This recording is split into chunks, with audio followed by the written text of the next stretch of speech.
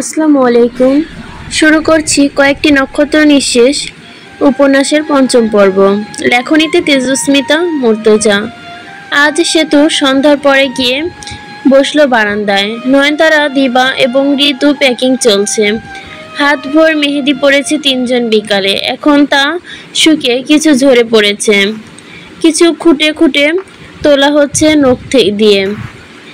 Room এখন হইচই হবার কথা থাকলেও হচ্ছে না। কিছুক্ষণ আগেই ভর ভরে লোক জড়ো হয়েছিল ঋতু সেতুকে বোঝানোর জন্য, কিন্তু সমস্যা হলো সেতুর কথা বলে খুব কম। নিজের সিদ্ধান্ত জানিয়ে তার কাজ শেষ। এরপর ঋতু চেঁচামেচি করলো, জেদ করলো, এক পর্যায়ে কেঁদেও ফেললো। সেতু তখন পান্নাকে ডেকে শশার দুটো টুকরা আনিয়ে চোখে লাগিয়ে রকিং চেয়ারে দুলছে। একটু পর পর ঋতুর নাক টানার শব্দে বড় বিরক্ত লাগছে বলে বারান্দায় গিয়ে বসে গ্রিলে মাথা ঠেকিয়ে নক্ষত্রগুলোতে গুনতে লাগলো। 24টা হতেই গোনায় ভুল হলো। নিচ থেকে কে যেন চাপা সরে ধমকে ডাকছে, সেতু সেতু, ডাক শুনছিস না? সেই সন্ধ্যা রাতে অন্ধকারে দেখতে পেল না লোকটাকে, কিন্তু চিনে বিরক্ত কণ্ঠে বিবৃতি করলো, কি সমস্যা? নিচে নেমে আয়, একটু কথা আছে। সেতু ফের তারা গুনতে লাগলো। নিচ থেকে আওয়াজ এলো, আসবি নাকি তাহলে আমি জোরে জোরে ডাকি? পাড়ার লোকে শুনুক। সেতু এবার খুব মনোযোগ সহকারে আরাম করে গ্রিলের কোণই ঠেকিয়ে, তাতে কি হবে? বদনাম। মাছকে পানির ভয় দেখাচ্ছেন? অন্তত আমাকে ভয় পেয়ে নেমে আয়, অঞ্চলের সবাই পায়। আর তোর ভয় পেতে হবে না, তুই নিচে আয়। সেতু নিঃশব্দে বাঁকা হাসে। আপনি ডাকুন আমায় এমন ভাবে যাতে শুনতে লাগে আপনি অনুরোধ করছেন। কি? সেতু জবাব দেবার প্রয়োজন মনে করেন এবং লোকটার অনুরোধ করে বলে, প্লিজ সেতু, এবার নিচে নেমে আয়। সেতুর হাসি চওড়া হয়। সে চোখ বুজে অনুরোধযোগ্য অনুভব করলো। মনে একটা প্রশান্তি এলো। এটা তার মানসিক সমস্যাগুলোর একটি। সেতুর ডোমিনেন্ট পার্সোনালিটি ডিসঅর্ডার আছে। কেউ তাকে কোনোভাবে ছোট করুক, এটা তার বরদাস্ত নয়, এবং সে মানুষকে যথাসম্ভব নিজের যন্ত্রণায় রাখতে পছন্দ করে। অনুরোধ শুনে সে গম্ভীর আস্তে ধীরে আরাম করে হেলে দুলে নেমে গিয়ে বাড়ির ফটকের সামনে দাঁড়ায়। বাসার বাইকটা বাড়ির সামনে রাখায় ধারে থামিয়ে রেখে আপাদমস্তক দেখলো সেতুকে। সেতু বাড়িতে এমন পোশাক পরে থাকে না যা সাধারণ মানুষ আলমারিতে যত্নে তুলে রাখে। এখন পরেছে কালোর ওপরে ঘিরে প্রিন্ট করা দামি সালোয়ার কামিজ, পায়ে কালো ফ্ল্যাট জুতো। এটা তার বাড়িতে পরার জুতা। চুল লম্বা, পানি টেলস করে একটু উঁচু করে বাঁধা। চেহারাটা বড়ই অভিজাত, শক্ত, আত্মবিশ্বাসী। এখন দুই হাত বাহুতে গুজে বুক টান করে দাঁড়িয়ে আছে। সেতু চোখ দুটো একটু জল, সূর্য বা লাইনের আলো পড়লে ভালো মতো বোঝা যায়। শক্ত উঁচু নাকের পাতায় ছোট একটা নোজপিন, ঠোঁটের ওপরে, নাকের নিচে বা পাশে ছোট ছোট তিল। অবর্ণীয় সুন্দর লাগে সেতুকে। হাম্বর মতো হাসলেও বা কথা বললে বাসারের রাগ হয় মেয়েটাকে অহংকারী ভাবার দেখলে। কিন্তু সমস্যা হলো এই ভাবটুকু দেখার জন্য সে ছটফটিয়ে যায়। বিশ্রী রোগ। সামনে এসে দাঁড়ালে সামান্য একটু মানুষ ভেবে আচরণ করে না, তবু পিছু ছাড়তে না পারায় দুঃখে বাসার চট করে সিগারেট ধরিয়ে সেতুকে জিজ্ঞেস করলো, একটা সিগারেট খাবো, তোর কোনো সমস্যা আছে সেতু? সেতু এদিক ওদিক চাইতে চাইতে বলল, না তো। তুই কোন মাটি দিয়ে তৈরি রে? আমি সিগারেট খেতে চাইলে এখন মেয়ে মানুষ হিসেবে তোর কর্তব্য আমাকে থামানো, না খেতে অনুরোধ করা, কেসে ওঠা, এসব জানিস না? সেতু বা হাতে একটি হ্যান্ড প্রিন্টের বলে, এই দিয়ে মেয়ে মানুষ কি করে? এত খেপা ও অস্থির তো মেয়ে লোক হতে নেই। সেতু সামনে চাপছে, সেটা হাতের তালুতে। মেয়েলি হাতের শিরাগুলো ফুলে ফুলে উঠছে। অনামিকা আঙ্গুলের ট্যাপিসেরিন গ্রিক ক্রিস্টাল পাথরের একটি স্বর্ণের আংটি, একটা প্লেন বালা কবজিতে পড়ে আছে। বাসার সিগারেটে টান দিয়ে বলল, বিকালে দেখলাম তুই ঋতু আর নয়নের সাথে রিকশায় আসছিস। তাই নাকি? ভাগ্যিস জানালেন, এমন একটা গুরুত্বপূর্ণ ঘটনা আজ ঘটে গেছে। বাসার হেসে বলল, গোটা শহর যেতেও এই মেয়েটার সামনে এলেই বোকা বনে যায়। সে ধোঁয়া উড়িয়ে হেসে বলে, আমার দিকে তাকাতো একটু। সে তো তাকালো। সে তো দৃষ্টি মানুষের এক মুহূর্তে ছোট করে ফেলে। সে তাকাতে দেখে দু চোখে রাজ্যের আধিপত্য, কিন্তু বাসার ছাড়া অন্য কেউ কিছু দেখে? সে দেখে একজোড়া অসম্ভব সুন্দর চোখ। বাসার মনে মনে বলল, তুই তো খুনি সেতু। এই অপরাধের শাস্তি হিসেবে আব্বাকে দিয়ে তোর বাড়িতে তোর মৃত্যুদণ্ডের প্রস্তাব পাঠাবো, দেখিস।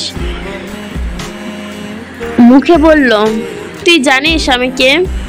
আমি এমপির ছেলে, বাসার গাজীরে। তোর জায়গায় অন্য কেউ থাকলে এতক্ষণ হাত ধরাধরি করে বাড়িতে নিয়ে গিয়ে সবচেয়ে সুন্দর সোফাটায় বসাতো। সে তো দুঃখের সাথে মাথা নেড়ে বলল, দুঃখিত আব্দুল বাসার ভাই।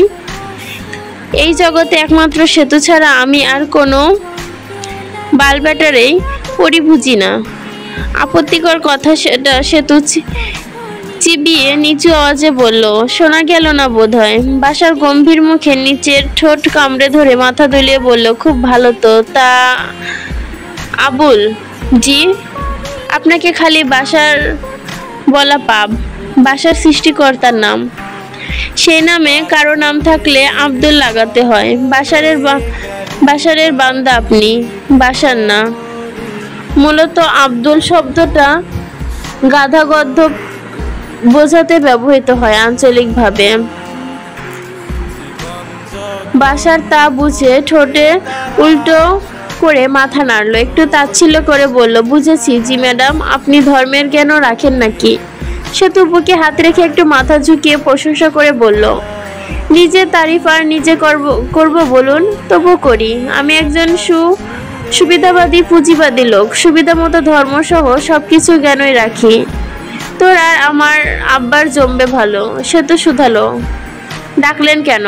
বাসা তাকিয়ে বলল, সাথে সাথে জবাব দিতে পারলো না। সিগারেটটা আরো দুটো টান দিয়ে কিছুটা বাকি থাকতেই ফেলে দিয়ে বলল, চল একটু হেঁটে আসি। কি বাবদে? আমি কি ব্যবসার প্রস্তাব দিয়েছি যে বাবদ খুঁজছিস? সে তো লম্বা শ্বাস ছেড়ে বলল, life is a capitalised business Abdul বাসার ভাই। আমার করা প্রত্যেকটা কাজে এক একটা পুঁজি এবং কাজের মুনাফা নেই। তা যে কাজের মুনাফা নেই সে কাজ আমি করি না। পাশাপাশি হাঁটতে হাঁটতে বাসার খেয়াল করলো, সেতুর চলন এত দাম্ভিক যে পাশে চলাতে বাসারের পৌরুষত্ব টান পড়ছে। সে নিজেকে বোঝালো, এজন্য এটা সেতু। সেতুর গা থেকে অসামান্য দামি ক্লাসিক ওমেন পারফিউমের সুঘ্রাণ আসছে। আন্দাজ করা যায় যে এটা চ্যালেঞ্জ ইন 5 ওমেন পারফিউমের গ্রান। হাঁটছে আকাশ দেখতে দেখতে। বাসার জিজ্ঞেস করলো, তুই কি তারা গুনছিস সেতু? হ্যাঁ। কয়টা হলো? এই পর্যন্ত আমাকে দিয়ে 38টা। বাসার হাসলো, বটে, তুই নক্ষত্রই। অথচ সেতু এতে সয় দিল না। কেমন করে হাসলো? অন্ধকার তা দেখে গেল না। হাসিটা বড় ম্লান। সেই হাসি ঠোঁটে রেখে সেতু বলল, নক্ষত্রেরও মৃত্যু হয়। যতদিন মৃত্যু হয় না ততটা উজ্জ্বল থাকে হিসেবে আছে। সেতু আপত্তি তোলে, আমার মৃত্যু হলে যে এতটাই অন্ধকার যে সেই অন্ধকারও তলিয়ে যাবে, তার উল্লেখ তো করলেন না। সেতুর কণ্ঠস্বর বাসারের কাছে কেমন অস্বস্তিকর লাগে। এমন অদ্ভুত স্বরে কথা বলতে পারে এই মেয়ে। সে কপালের ওপর দুহাত জোর করে বলে, মাফ চাই, দোয়াও চাই মা। তোর সাথে তর্ক করার সাধ্য নেই আমার। দুজন অনেকটা পথ পেরিয়ে আসে। মসজিদের মিনারে এশারের আজান রব উঠে। সেতু বুকের ওপর বিছিয়ে থাকা ওড়না কাঁধ থেকে তুলে মাথায় রাখে। বাসার বুক টিপ টিপ করে। তার অনাকাঙ্ক্ষা হয় এমন সময় থেমে যাক। সেতু আর মৃত নক্ষত্র কৃষ্ণগহ্বরের মতো। কৃষ্ণগহ্বরের সময় স্থির। হাঁটতে হাঁটতে সেতু হঠাৎই গলা ছেড়ে গান ধরল। বড় সাজ জাগে, একবার দেখি, কতকাল দেখি না তোমায়, একবার দেখি। বাসারের মনে হলো কোনো নারীর গানের গলাও এত সুরেলা আর মোহমায়া মিশ্রিত হতে নেই, একদম হতে নেই। তার শরীরের পশমগুলো শটান খাড়া হয়ে দেহটা ঝাঁকুনি দিয়ে শিহরণে। সেতু থেমে যাবার পরেও কান ও মাথা কাটছে না, সময় আচ্ছন্ন হয়ে রইল। এভাবেই দুজন হাঁটতে হাঁটতে জয়নুল আবেদিন পার্কের সামনে পৌঁছে যায়। মোড়ে লাগিয়ে চটপটি খাওয়া ঝালমুড়ি বসে আছে। বাসার গিয়ে দেখেই সবাই দূর থেকে ডেকে কুশল বিনিময় করে। জোয়ান ছেলে, ভাই ভাই বলে হাঁক পেরে কপালে হাত তুলে সালাম ঠুকে দেয়। বাসার চোখের ইশারায় ফুচকার দোকানের আশপাশ থেকে অহেতুক আড্ডাবাজদের দূরে সরিয়ে পরিবেশটা সুন্দর করে সেতুকে নিয়ে বলে, কি খাবি? কিছু না, খেতে আসিনি। তাহলে মার খা আমার হাতে। সেতু নজর মেলে তাকায় বাসারকে, ভয় পায় একটু। সেতুর ভয়াবহ নাক উঁচু, দাম্ভিক এবং এ কথার অপরাধ না মানা, কিন্তু বাসারের অবাক করে দিয়ে একটু হাসে। আমার কাছে পয়সা নেই। বাসার গম্ভীর হয়, আহত গলায় বলে, সেতু তোকে তোর পয়সায় খেতে হবে? এই কথা বলছি আমি বলছি আব্দুল বাসার ভাই, আমি কারো কাছে বিনা পয়সায় অনুদান, উপহার বা সাহায্য নেই না। এটা মানুষের অন্তরাত্মাকে বেঁধে ফেলে অদৃশ্য ঋণে, আর ঋণ মানুষকে গোলাম বানায়। দানকারী সামনে বিনয়ী হতে হয়, তাগিদ দেন। আমি কাউকে মাননি করে অভ্যস্ত নই। আমি কারো কাছে দায়বদ্ধ হই না কখনো। বাসার দীর্ঘশ্বাস ছেড়ে নিজেকে সামলায়। হ্যাঁ, হা করে শ্বাস ফেলে বলে, বিনামূল্যে নয়, চল ধার নে টাকা আমার কাছে, বাড়ি ফিরে দিয়ে দিবি। শুধু মাথা নেড়ে শান্তভাবে স্বীকার অবধি জানায়। কিন্তু বাসার একরোখর মতো এক প্লেট ফুচকা অর্ডার করে নিজের জন্য আরেকটা টাইগার সফট ড্রিঙ্কস ক্যান কিনে এনে শব্দ করে সিফি খোলে। সেতু তখন হেঁটে এগিয়ে যাচ্ছিল। বাসার হই হই করে ওঠে, সেতু কোথায় যাচ্ছিস? ওইদিকে দাঁড়া। সেতু পিছে না ফিরে জানায়, ব্রহ্মপুত্রের পাড়ে দাঁড়াবো একটু। আরে আমি আসছি, একসঙ্গে যাই। দাঁড়া, এলাম তো, একটু ঘুরে বলবেন। দাঁড়া সেতু, মাথা গরম করিস না আমার। সেতু এবার এগিয়ে গেল, আর পিছে ফেরে না। সে বাসারকে অগ্রাহ্য করে আরামে হেঁটে গিয়ে যায় অন্ধকার ব্রহ্মপুত্রের তীরে। নদের পার, সর্বক্ষণ শো শো বাতাস, ঠান্ডা পরিবেশ। সেতু দুহাত ডানার মতো মেলে ধরে ব্রহ্মপুত্রের জলরাশির দিকে এগিয়ে যায়। তাকে দেখে মনে হয় সে এই মুহূর্তে একবার ব্রহ্মপুত্রের অঙ্গিল নয়, তার ব্যাকুল। বাসার আঙ্গুল শক্ত করে মাথার চুল চেপে আকাশের দিকে তাকিয়ে স্বগতিক করে। মাথার ওপর তুলে খ্যাক করে আছাড় মারলে তো গায়ের দুঃখ মিটবে না। ফুচকার প্লেট নিয়ে ব্রহ্মপুত্রের পাড়ে এগিয়ে গিয়ে সেতুকে পেছন থেকে ডাকে বাসার। সেতু পিছন ফিরে চায় না। মুখটা আকাশপানে তুলে সে দুহাত মেলে নদের তেরে আসা হাওয়ার স্নান করতে ব্যস্ত। তার নরম ফিনফিনে ওড়না খালি পথ পথ করে ওড়ে। সে কালো পরি ডানা ঝাপটাচ্ছে, আকাশে বিলীন হয়ে যেতে চায়। কাছে গিয়ে বাসার ফুচকার প্লেট এগিয়ে দেয়। নে। সেতু ফুচকার প্লেটটা আপনি খাবেন না? না, ফুচকা মেয়েলি খাবার, আমার পছন্দ না। মেয়েলি খাবার বলে পছন্দ না, নাকি এমনি পছন্দ না? বাসার হাসে। সে চট করে পায়ের জুতা খুলে মাটিতে ফেলে জুতায় ঠেসে বসে পড়ে। নদের পাড়ে বাসার মোষগুলো হয়ে দেখে সেতুর এসব কাণ্ড। আজ সে অহংকার দেবীর বড় অচেনা লাগে। সে ফুচকা তুলে মনের আনন্দে গালে পড়ছে। হাওয়ায় ভিজে যে জ্যোতি মুখে ফুটে উঠেছে তা অন্ধকার আলোতে স্পষ্ট বোঝা যায়। নাক উঁচু সেতু চট করে বসে পড়ল জুতো পেরে নদীর পাড়ে। সে জুতো কে লোকে চেনে। বাসারও হাইবুটটা খুলে বসতে গিয়ে সুবিধা করতে পারে না, জুতার উপর বসা যায় না। সে হাঁটুতে ভর করে গোমরা মুখে উবু হয়ে বসে সেতুর পাশে। কিন্তু সাথে সাথেই তার মন ভালো হয়ে যায়। সে ভাঙা ভাঙা গলায় আসমানের পানে চেয়ে গেয়ে ওঠে, এ রাতি যে মৌসুম নাদি কে পেয়ারা। বাসা থামলে সেতু ঠিক করে নেয় নদীর কিনারা ও চঞ্চল হওয়ার আছে, কিন্তু আকাশের চাঁদ নেই। আব্দুল বাসার ভাই, আকাশে ফুটে অসংখ্য নক্ষত্ররাজি। বাসার লজ্জা পায়। সেতু কি শুনেছিল তার ভাঙা গলায় গাওয়া এলোমেলো গান? সে গান জানে, তার গানের গলা মধুর। রবীন্দ্রসঙ্গীত জানে, বেহালা বাজাতে জানে, গিটার ও পেয়ালাও বাসারের মনে হলো। তবু সেতুর ভালো লাগছে, অপুট গলায় গায়। কিছু পর সেতু ঝেড়ে ওঠে পড়ে। বাসার বলে ওঠে, কি রে, আর বসবি না? রাতে থাকতে আসিনি। অপ্রত্যাশিত নদবিলাস, আপনাকে ধন্যবাদ। হঠাৎই এমন একটা ইচ্ছে জাগলো কেন আপনার? বাসার বলতে চাইলো, তখন বিকেলে বাইক নিয়ে যাবার সময় দেখলাম, বাজার থেকে ফেরার সময় তোরা ফুচকার সামনে দাঁড়িয়েছিলি। ছেলে মানুষের ভিড় ছিল বলে চলে গেলি। শোন সেতু, আমার শুধু তোকে দেখার একটু বাহানা চাই। মুখে বলল না এমনি। সেতু খালি প্লেট এগিয়ে দিল। ক টাকার ফুচকা জানি না, প্লেট সহ কিনেছি, প্লেট ফেরত দিতে হবে না। সেতু কপাল কুঁচকালো। এই মেলামাইনের প্লেট সহ কেউ ফুচকা কেনে? কি আশ্চর্য। তুই চলে এলে নদের পার, এত দূর প্লেটটা রন্টু কাকার আড়ালে থাকবে। শালার চিন্তায় মরে যাবে, ঘ্যান ঘ্যান করলে মার খেতে আমার হাতে। তুই কতক্ষণ বসবে এখানে?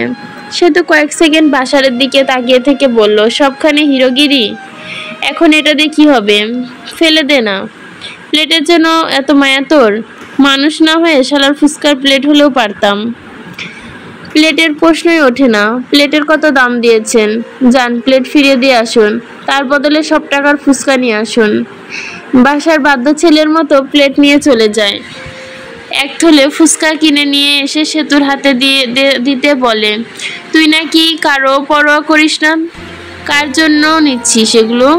আবু জাহেলা অবিবাহিত বউ সকিনা হক, ঋতুর জন্য। ঋতুর জন্য না? সেতু অত কথা না শুনে হাঁটা ধরে। পরে হাঁটতে হাঁটতে বাসার বলে, তুই এতক্ষণ বাড়ির বাইরে রইলি, কিছু বলবে না বাড়ি থেকে? আমি ভেতরে গিয়ে কথা বলে আসবো।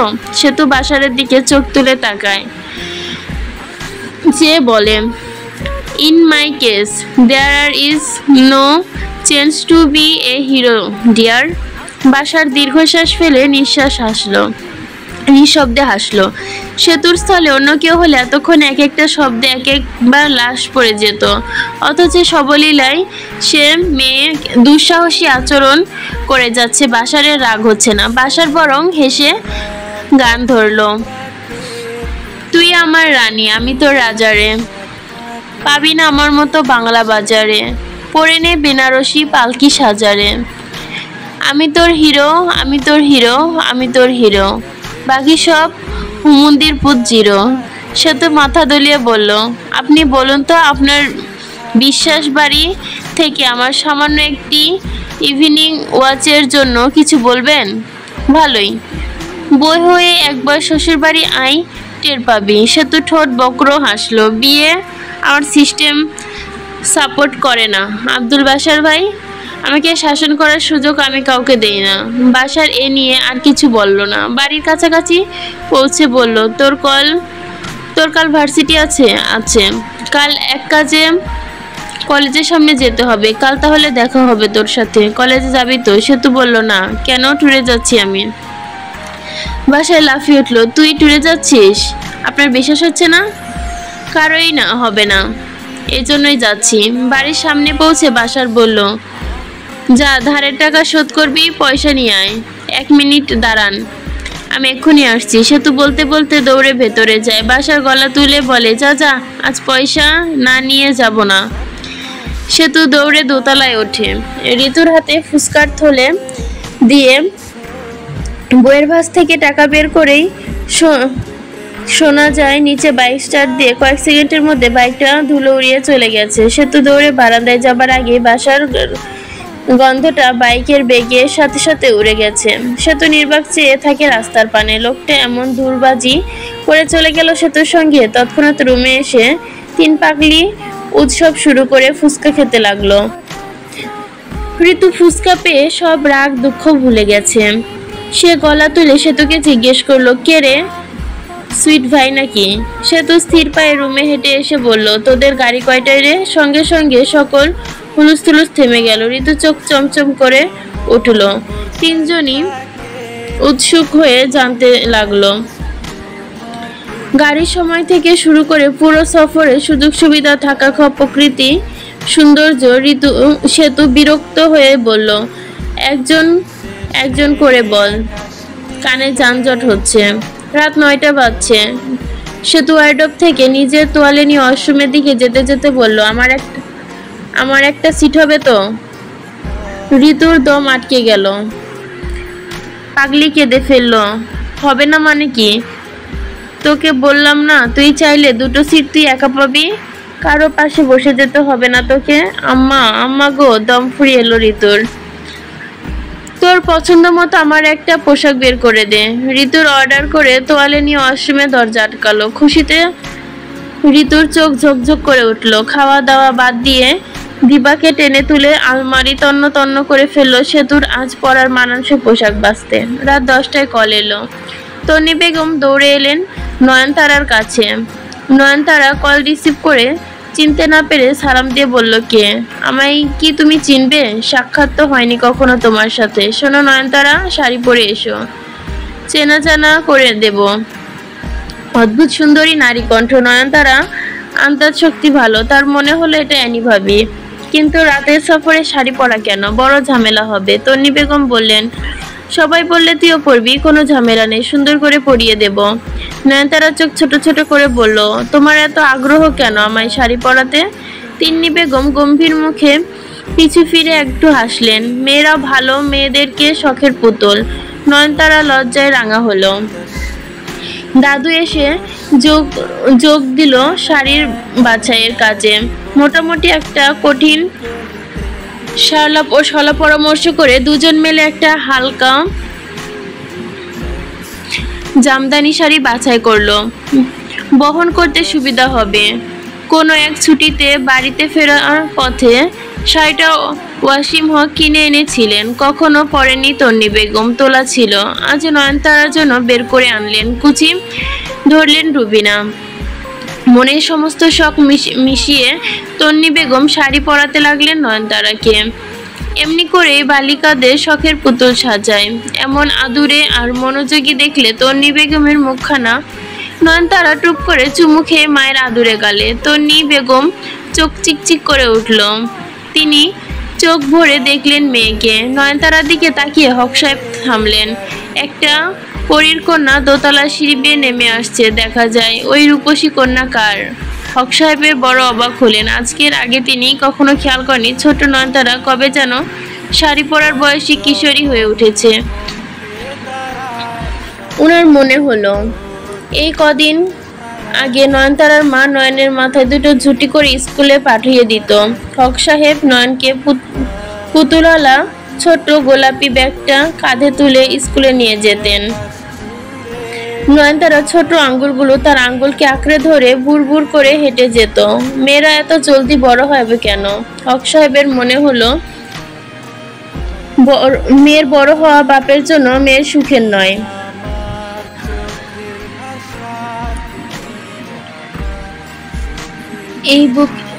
এই বুকে চিনচিন ব্যথার তরতর করে খরগোশের মতো। তিনি তিন্নি বেগমের কাছে গিয়ে একটু ঝুঁকে কানে কানে বললেন, নয়নের বয়স কত হলো নয়নের মা? তন্নি বেগম চোখ ছোট করে বললেন, বাপ তুমি মেয়ের বয়স জানো না? লজ্জার কথা। হক সাহেব হেসে বললেন, বলো জেনে নি। 17 চলছে। তন্নি আর রুবিনা বেগম তোড়জোড় করে নয়নতারার যাবতীয় জিনিসপত্র ভরে ব্যাগ গুছিয়ে দিলেন। দেখা গেল নয়নতারার আগে অর্ধেক জায়গা জুড়ে তার চিত্রকর্মের সম্পত্তি ভরে রেখেছে। আগে প্রকৃতির এত কাছে গিয়ে আঁকাআঁকি ছাড়া চলবে কি করে? লোকে যখন প্রকৃতি খিচখিচ করে ক্যামেরায় বন্দি করবে, নয়নতারা তখন তার ওই পাশে নীরবে বসে রং তুলিতে প্রকৃতি তুলে আনবে ক্যানভাসের জেলখানায়। যাবার সময় রুবিনা বেগম আঁচলের কোণে থেকে কটা মুচড়ানো নোট বের করে নয়নের হাতে গুজে দিল। ফিসফিস করে বলল, লাফালাফি করবি না দাদু, বিদ্বেষ বিভুই ঋতুর সাথে সাথেই থাকিস। শোয়ার সময় মনে করে চুল বাইন্দা শুবি। এই রাখ, আচার কিনে খাস। নয়নতারা খিলখিল করে হাসে। দাদু দেখলে কক্সবাজার ঘুরতে গেলে লোকে এক গাদা আচার আনে। নয়নতারা জানে না সিলেটে অমন বার্মিজ আচার পাওয়া যায় কিনা। তন্নি বেগম বেশ কিছু বলতে পারলেন না, শুধু চোখের পাতা বুঝে পরে মেয়ের কপালে একটা গাঢ় চুমু খেয়ে বললেন, সাবধানে থাকিস নয়ন, তোর কিছু হলে ওই মানুষ পাগল হয়ে যাবে। যা দেখে শুনে থাকিস। যতদূর যেতে দেখা যায় দুটো রিকশার ফটক ধরে দাঁড়িয়ে রইলেন পিছন থেকে। রুয়াদের একপাল ছাত্র দেখে সিদ্ধার্থ ও বন্দের কতক্ষণ বাজ পড়া লোকের মতো নির্বাক তাকিয়ে রইল। বন্দের এর মনে হলো জর্দা খাওয়ানোর ফলে সে সবকিছু ডাবল ট্রিপল দেখছে, তাই এত ছাত্র নজরে আসছে। একটু আগে অদ্র ভাইয়ের জন্য কড়া জর্দা আর খড় মেরে পান কিনে আনতে হয়েছিল। অদ্র ভাই খুচরো টাকা দেয় না কখনোই, সরাসরি 100-500 নোট ধরিয়ে দেয়। বাকি টাকা সব ফেরত চায় না, নেয়ও না। বন্দের নিজের জন্য সেম কোয়ালিটির একটা পান কিনে এনেছে, চিবোচ্ছে এখন। জিহ্বা ভার হয়ে গেছে, মনে হচ্ছে জিহ্বাটাও জর্দা খেয়ে নেশা ডবল হয়ে গেছে। তাহলে তাদের এমন কাহিল অবস্থা দেখে রুয়াদের দয়ালু ছাত্র নগেন আশ্বাস দিল, আরে চিন্তা নাই, আমরা খালি এই কয়জনই না, আরো আছি, চিন্তা করেন না, এসে পড়বে ওরা। সিধু করা কিছু বলতে গেলে অদ্রিজ ডেকে উঠে বলল, সিধু। অদ্রিজ মাথা নেড়ে ইশারা করতে সিধু থেমে গেল। অদ্রিজ ছাত্রদের ইশারা দিয়ে ডেকে নিল। ওরা এলে একপাশে পিচ করে একদালা থুতু ফেলে সামনের জনকে জিজ্ঞেস করলো, তোমার নাম জানো কি? আমি ক্যাপ্টেন রক্তিম। অদ্রিজ কানের বোটা থেকে একটু চুন জিহ্বার ডগায় তুলে এপাশে হাসলো। ক্যাপ্টেন রক্তিম না? রক্তিম একটু লজ্জা পেল। অবশ্য লোকটার ওপর তার ভয় একটু কমলো। লোকটা বসে বসে পান চিবোচ্ছে, একটু পরপর পিচ করে দলা ধরা রক্তের মতো লাল পিচ ফেলছে। পোলের বাতি এসে চোখে পড়ায় গ্রেসিস ব্লু চোখের মণি হীরের মতো প্রসারিত হলো। গায়ে ছোট্ট ছোট চুল লেপ্টে আছে, মনে হচ্ছে সেলুনের সেবা নিয়ে সরাসরি এখানে চলে এসেছে। চুলগুলো আন্ডারকাট করে কাটা। একটা লাল চেয়ার পেতে বসে আছে, শার্টের সাথে সানগ্লাস বাঁধানো। রাতে সানগ্লাসের কাজ কি রক্তিম বুঝলো না। শার্টের সাথে 3/4 প্যান্ট পরা, এমন বেপরা ফ্যাশন সেন্স এত অতীব সুন্দর এক পুরুষকে দেখা যাচ্ছে, যার পা দুলছে মৃদু, ঠ্যাং ভর্তি কুচকুচে কালো পশম। নগেন কৌতূহল খুব বেশি। সে প্রশ্ন করলো, রুয়াদ স্যার বলেছে একজন মালদার পার্টি আমাদের নিয়ে যাচ্ছে, আপনি সে? রক্তিম একটা গাড্ডা মারলো নগেনের পেছনে। শালা খগেন, মাল ইজ্জত খেয়ে দিল রে। অদ্রিজ ঠোঁটের কোনা বাঁকালো। মালদার পার্টি না, বলতে পারছি না নগেন। আমাকে দেখে কি মনে হচ্ছে? নগেন অবাক হলো। আপনি আপনার নাম জানেন, আমার নাম জানেন কি করে? অদ্রিজ বা হাতে চামড়া একটু চাড়িয়ে লেদার ব্লাসেট আর ঝুলন্ত অংশটা দাঁতে চেপে টাইট করে উঠে দাঁড়ায় অদ্রিজ। 2 হাত মাথার ওপর উঠিয়ে তোলে আর মোড়া ভেঙে বলে, একসঙ্গে সফরে যাচ্ছি, জানাশোনা থাকতে হয়। আপনি আমাদের সবার ব্যাপারে জানেন? আমরা তো জানি না আপনাকে। অদ্রিজ হাসলো। আমার পরিচয় খুব খাটো। আমি অদ্রিজ প্রধান, একজন সামান্য ব্যবসায়ী। বন্দের খাতা নিয়ে এসে বসে, ওদের নামগুলো নোট করে সিটে বসিয়ে দেয়। এনজয় মাই লিটল কমরেডস, কোনো রকম সমস্যা হলে সিধু জানাবে, কেমন? ছাত্ররা কমরেডস ডাক শুনে বিগলিত হয়ে গেল। রুয়াদ স্যারেরকে স্মরণে কাতর হয়ে পড়ল। রুয়াদ স্যার এখনো এসে পৌঁছালো না। সিধু গম্ভীর হয়ে জিজ্ঞেস করলো, তা তোমাদের গণ্যমান্য জঘন্য স্যার তিনি কোথায়? রক্তিম বলল, ও আপনি চিন্তা করবেন না সিধু দাদা, রুয়াদ স্যার কখনো দেরি করে না কোথায় পৌঁছাতে। 11টার সময় দিয়েছে স্যার, ঠিক 11টায় আসবে। দিন 11টায় না রাত 11টায় সেটা ফ্যাক্ট না। সিধু মুগ্ধ হয়ে বলল, বাহ, উত্তম বিচার তার, অতি উত্তম। রুয়াদ হক লোকটার সিদ্ধান্ত একটু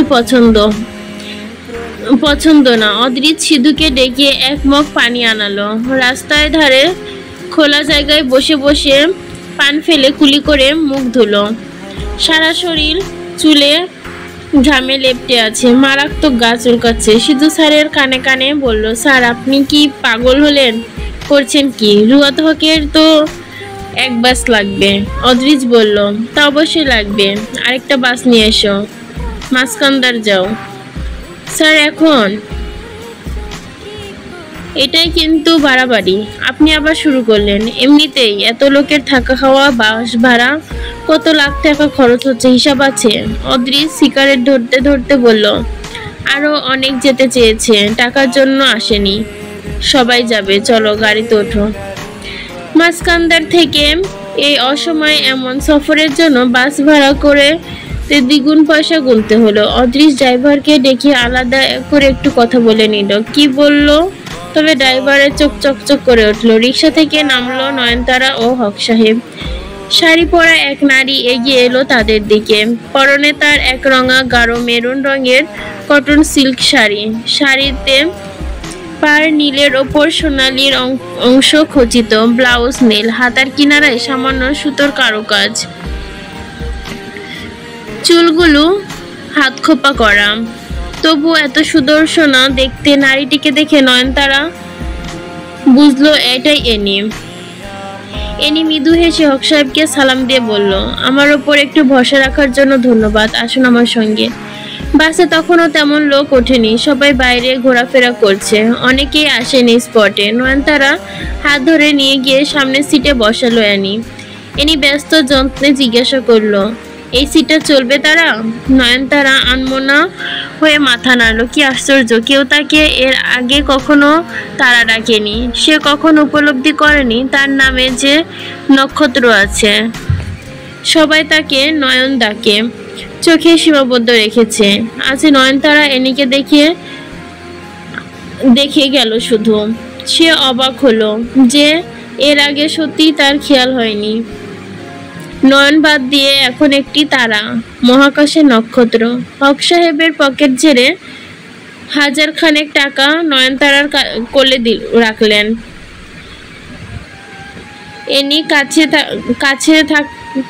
এনির কাছে একটা সিটে বসে দৃষ্টি পলক রইতে চেয়ে রইল তাদের দিকে।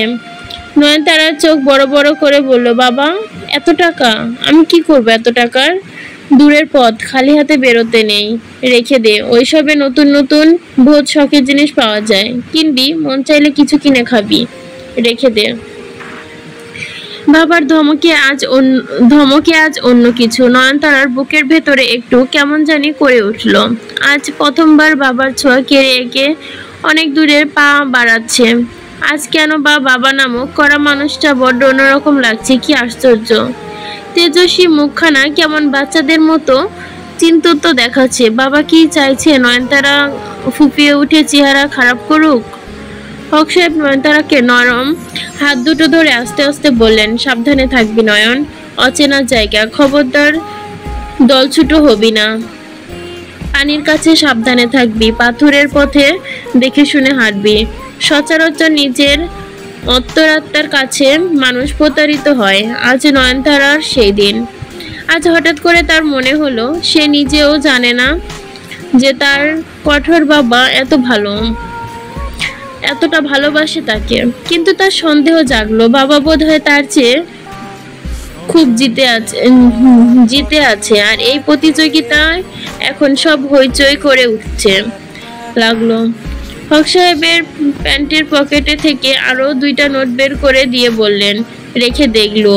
ঘুম পেলে এনিকে বলবি, রাত জাগলে শরীর খারাপ হবে। আমি যাই তাহলে। নয়নতারা মুখে কিছু বলতে পারলো না। মৃদু মাথা নাড়লো। বাবা নেমে যাচ্ছে। সে টাকাগুলো কোলে ধরে বসে রইল। খানিক বাদে আবার উঠে এলেন ওয়াসিম হক। নয়নকে চমকে উঠে ব্যাকুল হয়ে ডাকলো। বাবার হাত চেপে ধরলো ডেকে বাবার হাত চেপে ধরলো। বাবা। বাবার হাতে এক গাদা শুকনো খাবার, পুরো একটা দোকান তুলে এনেছে। অল টাইম কেক, চানাচুর, পটেটো চিপস, কয়েকটা স্টাক ওয়াল জুস, বোতল ভর্তি দুটো পানি সহ এক গাদা টোটকা খাবার। নয়নতারা কপালে হাত চেপে বুড়ির মতো বলল, উফ বাবা, এসব কি করব? অসীম হক নয়নতারার ঢং দেখে হেসে ফেললেন। সারা রাত জার্নিতে ঠিক মতো ঘুম হবে না দেখবি, আর রাতে না ঘুম হলে খিদে হয়, খেয়ে পানি খাবি। নয়নতারা অতিষ্ঠ হয়ে মৃদু ধমকে বলল, বাবা, আম্মা পানির পট ভরে দিয়েছে, তুমি কি আমাকে এক গাদা পানি ঠাটিয়ে খাইয়ে পিঠ ভাঙতে বলো? জানি না, এটা হয়তো লেখকের ভুল হয়েছে। ও, এখানে হয়তো পানি টানিয়ে পিঠ ভাঙতে বলছো, জানি না ঠিক কি হতে পারে। ওয়াসিম হক বোকার মতো বলল, ও আচ্ছা, দিয়েছে না, আচ্ছা তবু রেখে দে, সফরে পানি বেশি বেশি রাখতে হয়। নয়নতারা আহ্লাদে হেসে বাবাকে দেখে বলল। বাবার গলায় তখন বিশাল এক চিপসের মালা ঝুলছে। তিনি ঘোষণা করার মতো বাসের দুয়ারে দাঁড়িয়ে সবাইকে বললে, তোমরাও চিপস নাও, সবাই এগিয়ে আসো। ভয়াবহ গম্ভীর মানুষকে এমন মিষ্টি ডাকে সবাই হৈ হৈ করে এসে একটা করে চিপসের প্যাকেট উৎসাহ ভরে নিল। চিপস পেয়ে কি আহ্লাদ তাদের। নাফিকে দুটো দেওয়া হলো, সে হাতেই নিল না, গম্ভীর হয়ে বলল, আমি 10টা চিপস নেব, তোমার দুটো তুমি খাও। ওয়াসিম হক অবাক হয়ে বললেন, 10টা? হ্যাঁ। বাবা 10টা চিপস আনে, আর তার সাথে একটা জুস ফ্রি দেয়, বুঝলে? তোমার দুটো চিপস তুমি খাও, আমি বন্দের কাকুর কাছে যাচ্ছি 10টা চিপস কিনে আনতে। ওয়াসিম হক হো হো করে হেসে নাফির হাত ধরলেন। অ্যানি পুরোটা সময় সিটে মাথা ঠেকিয়ে দেখলো, তার ঠোঁটের কোণে স্মিত হাসি, চোখ দুটো জল করছে।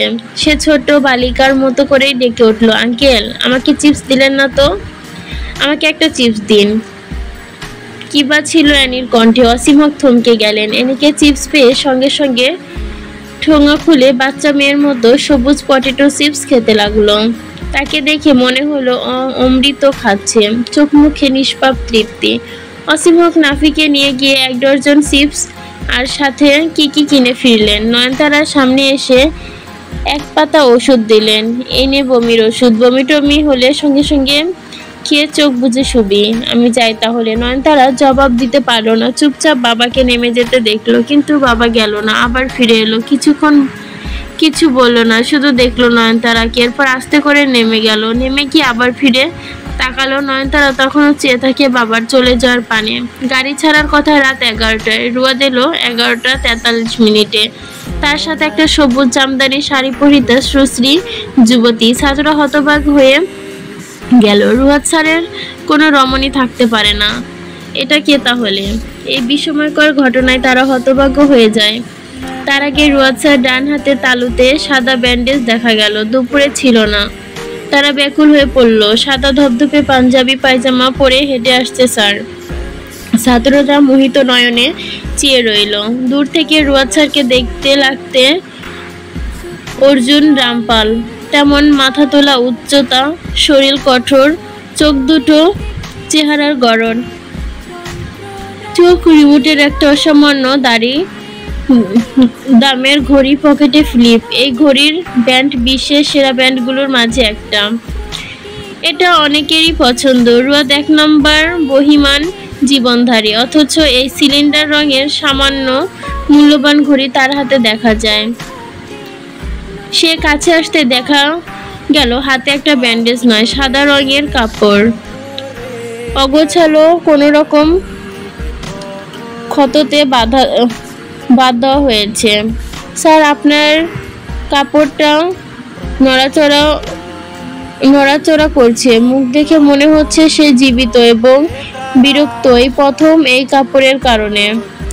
সেই খুলে ফেলতে সমস্যায় উঠে যাবে জগৎ থেকে, কাপড়ের রঙিন হয়ে উঠেছে। এই নিয়ে ছাত্ররা প্রশ্ন করলো। হঠাৎ আগেই ঘড়িতে চোখ বুলিয়ে এদিক ওদিক তাকালো রুয়াদ। তখনও 12টা বাজতে 18 মিনিট বাকি, অথচ আমি পৌঁছে গেছি। এই ডিসিপ্লিন কেউ হয়? ছি, ডিসিপ্লিন কমাতে হবে। নগেন গম্ভীর কণ্ঠে বললেন, স্যার গাড়ি কি ছিল 11টায়? 11টা আর 12টার মাঝে তফাৎ কিসের? নগেন খেপে গেল। 1 ঘন্টা তফাৎ স্যার। রুয়াদ বাহুবা দিল ছাত্রকে। কারেক্ট খগেন, তুই পাস, রেটিং 10-এ 10। এখন তুই বলতো কোন সংখ্যা 1 দ্বারা ভাগ করলে ভাগফল কি হয়? একই সংখ্যা আসে কিনা কোনো তফাৎ নেই। নগেন ব্যাককেল বনে মাথা নাড়ল। রুয়াদ স্যারের যুক্তি ছাড়া কথা বলেন না। রুয়াদ কাঁধ নাচিয়ে বলল, তুই 11 ও 12-র মধ্যে তফাৎ নেই, কারণ ব্যবধান 1 ঘন্টা। ঠিকঠাক। চল এবার সময় থাকতে থাকতে গাড়িতে ওঠ। স্যার আপনার হাতে। রুয়াদ ঠোঁটে হাত চেপে ইশারা করে এই গাড়ির দিকে যাবার নির্দেশ দিল। মোহর এক মুহূর্ত তাকিয়েছিল লোকটার দিকে। তার দৃষ্টি প্রগর, পালকহীন, চিকচিক করছে চোখের মনি। একটি সুশ্রী নিষ্পাপ থুতনি কাঁপছে, চোখের পাতা অস্থির। পাশে দণ্ডায়মান লম্বা পুরুষটি দেখছে তাকে। পুরুষটি তার কানে ফিসফিস করে বললে, এভাবে তাকিও না মোহ, স্ত্রীর এভাবে তাকায় না। এরকম দৃষ্টি প্রেমিকাদের থাকে, লোকে ভুল ভেবে বসবে। মোহর নজর নত করে নিচু স্বর রিনরিন করে বলল, আপনার হাতে থেকে রক্ত পড়ছে, কাপড়টা ভিজে গেছে। চলুন, অল্প একটু সময় লাগবে, ব্যান্ডেজটা করে নিয়ে আসি প্লিজ হক সাহেব। রুয়াদ হেসে একটু ঝুঁকে এলো মোহরের মুখের ওপর। শরীরে এত প্রশ্রয় দিতে নেই কমরেড। নরম লোহাকে যত পিটাবে তত শক্ত হবে। আর আমি কোনো হক সাহেব টাহেব কিছু না।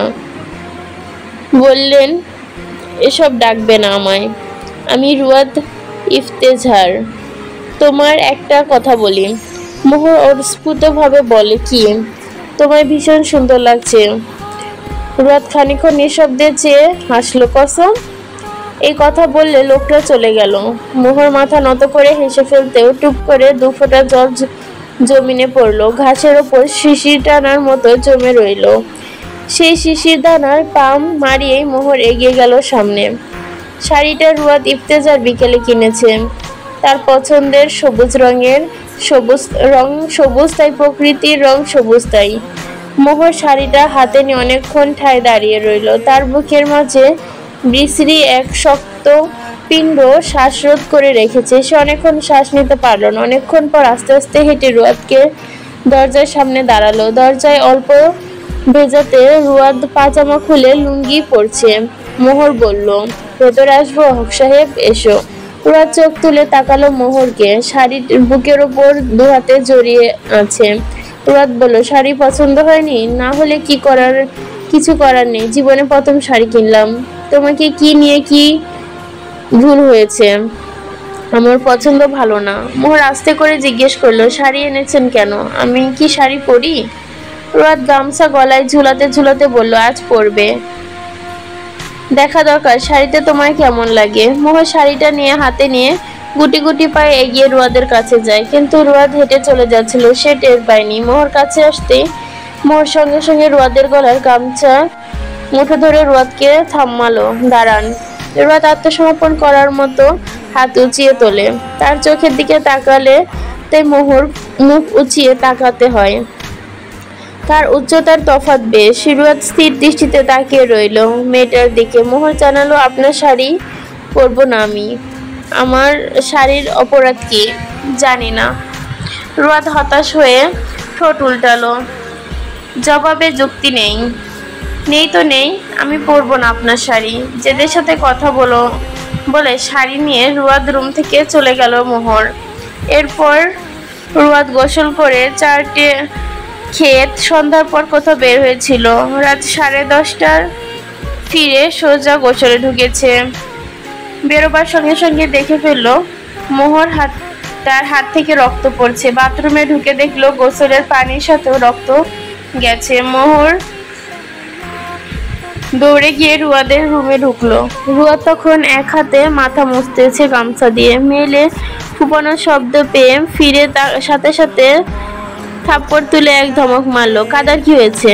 মোহর দম বন্ধ হয়ে এলো। রুয়া চোখ বুজে মাথা চেপে পিছনে গিয়ে খানিকটা কয়েকটা শ্বাস ছেড়ে নিজেকে সামলে বলল, কাঁদছো কেন? মরে গেছি আমি? লাশ পেয়েছো আমার? মোহর খিচে চোখ বুজে ফেলে। কান্না থামাতে গিয়ে হিচকি উঠাতে লাগলো। রুয়াদ কপালে হাত ঘষে বলল, এখনো তৈরি হওনি কেন? 11টা বাজতে যাচ্ছে। হাত কেটেছে কিভাবে?